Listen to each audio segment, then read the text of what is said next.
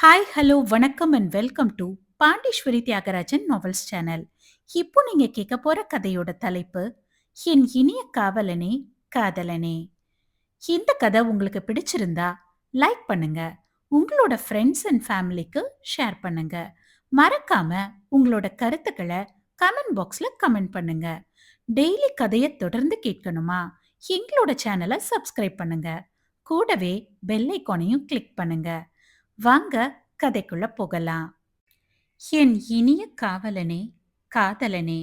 அத்தியாயம் 39. ஒரு மாதம் கடந்த நிலையில் அமிழ்தினிக்கு காயம் ஆறிக்கொண்டு வந்தது. தீனாவிற்கு ஆதிதேவனே பகுதி நேர வேலையை பார்த்து சேர்த்து விட்டதோடு அவனது அன்னைக்கும் அவருக்கேற்ற வேலையில் சேர்த்திருந்தான். அமிழ்தினியும் ஒரு முறை ஆதிதேவனோடு சேர்ந்து தீனாவை பார்த்துவிட்டு வந்தாள். தீனாவோடு பேசும்போது மட்டும் ஆதிதேவன் பற்களை கடிக்கும் சத்தம் அருகில் அமர்ந்திருக்கும் அமிழ்தினிக்கு கேட்கும். மனதிற்குள் சிரித்தவள் அவர்களிடம் இருந்து விடை பெற்று வீடு வந்து சேர்ந்தனர் இருவரும். ஹாசினியும் விஷ்ணுவும் கொஞ்சம் கொஞ்சமாய் நெருங்க ஆரம்பித்திருந்தனர். அவளது நடவடிக்கையை வைத்தே மனம் அறிந்து கொண்டவன் அவனது காதலையும் வெளிப்படுத்தலானான். இன்னும் உடல் அளவில் நெருக்கம் ஏற்படவில்லை இருவருக்கும். இன்னும் 2.5 வருட படிப்பு இருப்பதால் அது முடியும் வரைக்கும் காதலர்களாக இருக்கலாம் என முடிவு எடுத்துள்ளனர். இந்நிலையில்தான் பௌர்ணமி அன்று இரவில் அனைவரும் ஒன்று கூடியிருந்த சமயத்தில் ஜோடிகள் இருவருக்கும் வரவேற்பு நிகழ்த்துவது பற்றி பேச்சு அடிபட ஆரம்பித்தது. ஆதிதேவன் சாய்கரனைத்தான் பார்த்தான். அவன் வலியில் இருப்பது புரிந்தது. வெற்றி அமிர்தாவிடமும் பழைய கலகலப்பு இல்லை. காரணம் சாய் சத்யா இல்லாது போனதால். ஆம், விஸ்வாவிற்கு ஓரளவு உடல் தேறியதும் இருவரும் நேரே வந்தது சாய் சத்யாவின் வீட்டிற்குத்தான். வந்தவர்களை வெற்றி பார்க்க கூட இல்லை. அமிர்தா சமையலறைக்கு சென்று விட்டார். அங்குதானே தனிமையில் அழுது கரைய முடியும். வாசலில் நின்றவர்களை அறைக்குள் இருந்த வெற்றி, இந்த வீட்டு பக்கம் கூட யாரும் வரக்கூடாது, மீறி மிதிச்சா பெத்தவங்க கூட பிறந்தவங்கன்னு யாரும் இங்க இருக்க மாட்டோம் என கர்ஜித்து விட்டார். அவர் கத்தலில் அழுத சாய் சத்யாவை விஸ்வாதான் ஆறுதல் படுத்தி அவனது வீட்டிற்கு அழைத்துச் சென்றான். அச்சமயம் பார்வதியும் ரேணுகாவும் கூட வந்தனர். ஆனால் அவர்களாலும் வெற்றியின் வார்த்தையை மீறி அவர்களிடம் எதுவும் பேச முடியவில்லை. அமிர்தாவைத்தான் சமாதானம் செய்தனர். வீட்டிற்கு சென்றதும் முதல் வேலையாக மொத்த வீட்டையும் ஆள் வைத்து சுத்தம் செய்து விட்டான். விக்னேஷுடைய பொருட்கள் அனைத்தையும் குப்பையில் போட்டாயிற்று. நல்ல வேளை, போதைப் பொருட்கள் அனைத்தையும் அவன் இங்கிருந்து எடுத்து சென்று விட்டதால் அந்த தலைவலி இல்லை விஸ்வாவிற்கு. தங்கை வந்த விஷயம் கேள்விப்பட்டதும் எதுவும் கூறவில்லை சாய்கரன். அவளுக்காக எந்த காரணத்தை வைத்து பேசுவான்?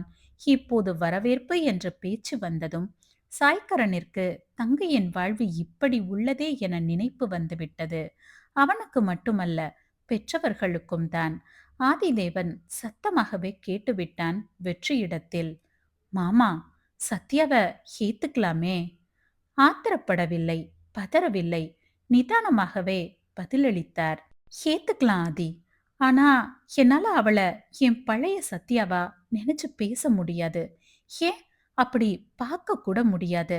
நம்ம யார் மேலேயுமா அவளுக்கு நம்பிக்கை இல்லாம போச்சு? நாம அப்படியே அவளை நினைச்சோம். அதுவும் கல்யாணத்துக்கு முன்னாடி குழந்தை. ஏன், அவ காதலிக்கிறேன்னு சொல்லி இருந்தா வேணான்னு மறுத்து இருப்போமா? இந்த விஸ்வா நல்ல பையன்தான். கஷ்டப்பட்டு தான் இந்த நிலைமைக்கு வந்திருக்கான். அவனோட அண்ணன் எந்த அளவு கெட்டவனோ அதை விட பல மடங்கு இவன் நல்லவன். அதான் முட்டாளா இருந்திருக்கான். கூட பிறந்த அண்ணன் என்ன பண்றான், என்ன வேலை பார்த்துக்கிட்டு இருக்கான், அவன் எப்படிப்பட்டவன், இப்படி எதுவுமே தெரியாம அவனை ஏன் வீட்டுக்குள்ள விடணும்? 2 ஆம்பளைங்க ஸ்டே பண்ற வீட்ல தம்பிக்கே தெரியாம கேமராவை செட் பண்ணி வச்சிருக்கான். இதெல்லாம் எவ்வளோ கேவலமா இருக்கு கேட்கறதுக்கே. அவ்வளவு முட்டாளா இந்த விஸ்வா? முட்டாள்தான், படிச்ச முட்டாள். போதும் ஆதி, அவளை கூட வச்சிருந்தா அவங்க 2 பேரும் எப்படியோ. என்னால நிம்மதியா இருக்க முடியாது. கொஞ்சமாச்சும் இப்ப அமைதியா போகுது. அவள வலுக்கட்டாயமா ஏத்துக்கிட்டா, கண்டிப்பா அந்த அமைதி கூட என் லைஃப்ல இல்லாம போயிடும். உனக்கே தெரியும், கமிஷனரா இருந்தா எவ்ளோ பிரஷர், டென்ஷன் இருக்கும்னு. வீட்டுக்கு வந்ததும் வர்ற அந்த அமைதி, அவ இருந்தா என்னால உணர முடியாது ஆதி. மொத்த நிம்மதியையும், சந்தோஷத்தையும் அள்ளி எடுத்துக்கிட்டு போயிட்டா அவ. இப்ப இருக்கிற கொஞ்ச நெஞ்ச அமைதியும் இழக்க சொல்றியா சொல்லு? என்றிடவும் யாரிடமும் பதில் இல்லை. பெற்றவராயிற்றே, அவருக்குத்தானே அவ்வலி புரியும். அவர்தானே வேதனையை மனதில் அழுத்தி நடமாடுவார் இனி.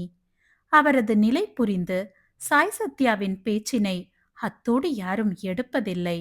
சாய்கரன், ஆதிதேவன், அமிழ்தினி, விஷ்ணு மற்றும் ஹாசினி ஐவரும் சேர்ந்து விஸ்வாவையும் சாய் சத்யாவையும் பார்க்கச் சென்றனர். நாட்கள் தள்ளிச் சென்றால் வயிறு தெரிய ஆரம்பித்துவிடும். எனவே சீக்கிரமே கல்யாணம் செய்தாக வேண்டும் என முடிவு செய்த விஸ்வா, சாய்கரன் மற்றும் ஆதிதேவனை அழைத்து பதிவு திருமணம் செய்ய போவதாக கூறியிருந்தான். அது பற்றி பேசத்தான் அனைவரும் சென்றிருந்தனர். விஸ்வாதான் அனைவரையும் வரவேற்று அருந்த காஃபி போட்டு கொடுத்தான். சாய் சத்யா குற்ற உணர்வில் தலை கவிழ்ந்து ஓரமாய் நின்றிருந்தாள். யார் முதலில் பேசுவது என தயக்கம் அனைவரிடத்திலும். ஆதிதேவன் அவளை அழைத்து பக்கத்தில் அமர வைத்து பொதுவாகத்தான் பேசினான். அதுவே அவளை சற்று இயல்பாக்கவும் அவளும் தயக்கத்தை விடுத்து பேச ஆரம்பித்தாள்.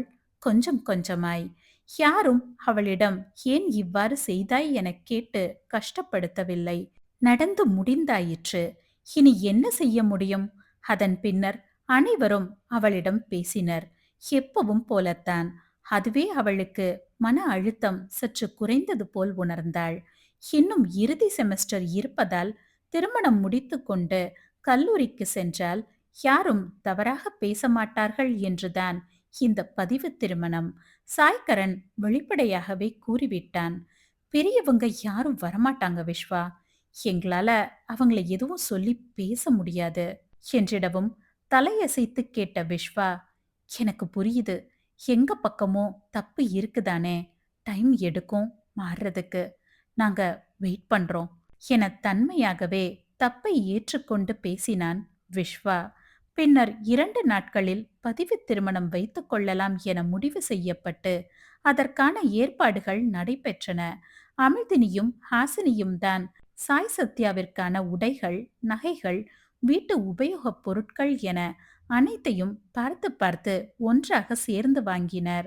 சிவநாதன் பார்வதியிடத்தில் விஷயம் தெரிவித்ததும் அவர்களும் ஒரே வார்த்தையில் எதற்கும் தங்களை எதிர்பார்க்காதீர்கள் என கூறிவிட்டனர். வெற்றிக்கும் அமிர்தாவிற்கும் விஷயம் தெரிந்தாலும் அவர்கள் எதிலும் தலையிடவில்லை. கணேஷ் தான் மனம் தாங்காது ஒரு முறை சாய்கரனிடம் கூறினார். அவ நல்ல இருப்பா கரண். நல்ல மனசு சத்யாவுக்கு. சூழ்நிலை இப்படி நடந்துருச்சு. உன் அப்பன் கிடக்குறான். நீ அவளுக்கு எப்பவும் சப்போர்ட்டிவா இருடா. அந்த பையனுக்கும் யாரும் இல்ல. இவளுக்கும் எல்லாரும் இருந்து யாரும் இல்லேன்னு உணர வச்சிட வேண்டாண்டா. எதுவா இருந்தாலும் என்கிட்ட சொல்லு. நானும் பண்றேன் என்றவருக்கு மென் புன்னகையுடன் சரி என்று கூறினான். ஆனால் ரேணுகா அவரும் வெற்றி பக்கம்தான். காலையில் விஸ்வாவின் வீட்டில் சாய் சத்யாவிற்கு அலங்காரம் முடித்து அமர்ந்திருந்தனர் அமிழ்தினியும் ஹாசினியும். அமிழுக்கு காயம் ஆறினாலும் கொஞ்சம் அழுத்தம் கொடுத்தாலும் வலி இருந்தது. இப்போது கூட குண்டுபட்ட இடத்தை மெதுவாய் தடவி கொடுத்து இருந்தாள். அச்சமயம் சாய் சத்யா அமர்ந்திருந்த அமிழ்தினியின் கரத்தை பிடித்து, உனக்கு என் மேல கோவமே வரலையா அமிழ் என கண்ணீருடன் கேட்டாள் மனம் தாங்காது. முகத்தில் மென் புன்னகையுடன், நீங்க சத்தமா பேசி கூட நான் பார்த்ததில்லக்கா இது வரைக்கும். அப்படி இருந்தவங்க அன்னைக்கு என் கால்ல விழுந்து கெஞ்சினதும் எந்த அளவு நீங்க விஸ்வா சார் மேல காதல் இருந்திருந்தா இந்த அளவு இறங்கி வந்திருப்பீங்க. உங்க வலிய உங்க கண்ணுல பார்த்தேன்க்கா. அதுக்கும் மேல என்ன வளர்த்த குடும்பம். அவங்களுக்கு ஏதாவதுனா, அதுவும் என்னால ஏதாவது வந்தா கண்டிப்பா என்னால தாங்கிக்க முடியாது. அதான் உங்ககிட்ட ஆதாரத்தை கொடுத்தாலும் ஸ்டேஷன்ல அவர்கிட்ட உண்மைய சொல்ல ட்ரை பண்ணேன்.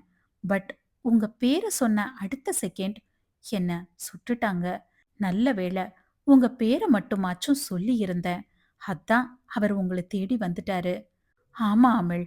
அந்த நிமிஷம் நான் எப்படி உணர்ந்தேன்னு சொல்ல வார்த்தையே இல்ல. ஆதி அண்ணன பார்த்ததும் என்னோட பயமே போயிடுச்சு. எல்லாத்தையும் சொல்லிட்டேன். சொல்லாம விட்டிருந்தா என் குடும்ப மானம் எல்லாம் பறந்திருக்கும். அப்பா பெரியாகி இருப்பாரு. விடுங்கக்கா, ஆண்டவன் புண்ணியத்துல அப்படி எதுவும் நடக்கலல. விடுங்க என்றாள் ஹாசினி. பின் அமிழ்தினியிடம் மனதார மன்னிப்பு வேண்ட புன்னகையுடனே ஏற்றுக்கொண்டாள் அமிழ்தினி. ஹாசினிக்கு அவளை காண காண பிரமிப்பு குறையவே இல்லை. வாய்விட்டே கேட்டுவிட்டாள். எப்படி அமிழ் உன்னால மட்டும் இவ்ளோ அன்பா இருக்க முடியுது? அதுவும் சாய் சத்யா அக்காவுக்காக ரிஸ்க் எடுத்து. பா, என்னாலலாம் முடியாது. உன்னால மட்டும் எப்படி முடியுது? எல்லாம் அவரால தான். அவரை மட்டும் இல்ல, அவரை சுத்தி இருக்கிற எல்லாரையும் நான் விரும்புறேன். ஏன்னா அவங்க எல்லாரும் சேர்ந்ததுதான் ஆதிதேவன். அவர் மட்டும் தனி ஆள் இல்ல என கூறிவிட்டு சென்றவளை வியப்புடன் தான் பார்த்தாள் ஹாசினி. இங்கு விஸ்வாவின் அறையில் ஆதிதேவன், சாய்கரன் மற்றும் விஷ்ணு இருந்தனர். விஸ்வா அவனாகவே மன்னிப்பு கேட்டான். விக்னேஷ் என்ன பண்றான்னு நான் கவனிச்சிருந்திருக்கணும். அவன் குடிச்சிட்டு ஊரை தான் சுத்துறான்னு நினைச்சேன். இந்த அளவு கொடூரமானவன்னு நான் நினைக்கல. என் அப்பா சாவுக்கும் இவன் தான் காரணம். என்னை கட்டி போட்டு டார்ச்சர் பண்ணப்போ அவனாவே உண்மைய சொன்னான். தாங்கிக்கவே முடியல. இப்படி ஒருத்தனை பக்கத்துல வச்சுக்கிட்டு எதுவும் தெரியாம இருந்திருக்கோமேன்னு என் மேலேயே எனக்கு கோவம். நான் கவனமா இருந்திருக்கணும். சாரி ஆதி, உங்க வைஃப் ரொம்ப கஷ்டப்பட்டாங்கல்ல. விடுங்க, இப்ப நடக்க போற கல்யாணத்தை மட்டும் நினைங்க என முடித்து கொண்டான் ஆதிதேவன். பின்னர் பதிவு அலுவலகத்தில் விஸ்வா மற்றும் சாய் சத்யாவிற்கு திருமணம் நல்லபடியாக நடந்தேறியது. விஸ்வாவின் சார்பில் அமிழ்தினியும் தீனாவும் கையெழுத்து போட்டனர். ஆம், தீனாவும் வந்திருந்தான். அவனையும் அழைத்திருந்தனர். ஹோட்டல் ஒன்றில் கல்யாண விருந்து முடியவும் வீட்டிற்கு சென்று அனைத்து ஏற்பாட்டையும் முடித்துவிட்டே வீட்டிற்கு வந்தனர். இரவு வேலை அதிகம் என்பதால் தோள்பட்டையில் வேறு கொஞ்சம் வலி சற்று அதிகமாகவே தெரிந்தது அமிழ்தினிக்கு. மாத்திரை கொடுத்து அவள் அருகே அமர்ந்த ஆதிதேவன் அவளைத்தான் பார்த்தான். அவன் பார்வையை உணர்ந்து அவளும் சலிக்காது பார்க்க, என்னால உனக்கு நிறைய கஷ்டம்ல. ஆரம்பிச்சிட்டீங்களா? நான் தூங்க போறேன் போங்க. அட்டிங்க, கிண்டல் பண்ற? அமிழ், ஏண்டி? சொல்லுங்க. எல்லாரும் உன்கிட்ட மன்னிப்பு கேட்டாங்கன்னு சொன்னியே. நான் இன்னும் கேட்கலையே அமிழ். அதுக்கு அவசியம் இல்லையே தேவன். என்கிட்ட எத்தனை முறை கேட்டீங்க? நானும் சொல்லாம அழுத்தமா தானே இருந்திருக்கேன். என் மேலையும் தப்பு இருக்குல்ல. விடுங்க மாமா. என்ன விக்னேஷ கொன்னாலும் ஹேமா திரும்ப தான் வர முடியுமா சொல்லுங்க? அவளும் என்கிட்ட உண்மைய சொல்லி இருக்கலாம். விடுங்க மாமா. அதையெல்லாம் நினைச்சா இன்னும் தான் கஷ்டமா இருக்கு. இனி உங்ககிட்ட எதையும் மறைக்க மாட்டேன் என சத்தியம் செய்தவளை அணைத்துக் கொண்டான் ஆதிதேவன். அரண்யா சாய்க்கரன் முன் நின்றிருந்தாள். அவனோ அவளை அலட்சிய பார்வை பார்த்து நின்றிருந்தான். அரண்யாவோ சரண் என இழுத்தவளை அவசரமாய் தடுத்தவன், இந்த சரண் கரண்லாம் வேண்டாம், விஷயத்த சொல்ல, எனக்கு வேலை இருக்கு என படபடவென புரிய எரிச்சலுற்றவள், உனக்கு பொண்ணு பாக்குறாங்களாமே. ஆமா, அதுக்கு என்னப்ப? கரண், நான் சீரியஸா பேசுறேன். நானும் சீரியஸா தான் கேட்டுட்டு இருக்கேன். இப்ப என்ன? நான் உன்னை வேண்டான்னு சொன்னதால நீ என்ன வேண்டான்னு சொல்ல போறியா? ஹஹஹா, இது என்ன புது காமெடியா இருக்கு? எங்க வீட்ல எனக்கு பொண்ணு பார்த்தா உனக்கு என்னடி? நான் தான் பொறுக்கியாச்சே. போய் நல்லவனை பார்த்து கல்யாணம் பண்ணிக்க வேண்டியது தானே என காட்டமாக பேசியவனை கடுப்பாக பார்த்தவள், போடா நாய், நாய் நாய் நாய்க்கரன், நாயே, உனக்கு கல்யாணமே நடக்காதுடா. அப்படியே நடந்தாலும் முதலிரவே நடக்காது. என் சாபம் இது. போடி, உன்னை விட கும்முன்னு இருக்கிறவள கல்யாணம் பண்ணி எண்ணி 10 மாசத்துல பிள்ளைய பெத்து காட்டுறேன். வயிறு எரிஞ்ச சாவடி என இவனும் எகிறினான். அவன் நக்கலாக கூறியிருந்தாலும் அவ்வார்த்தைகள் அவளுக்கு அழுகையைத்தான் வரச் செய்தது. தொடரும்.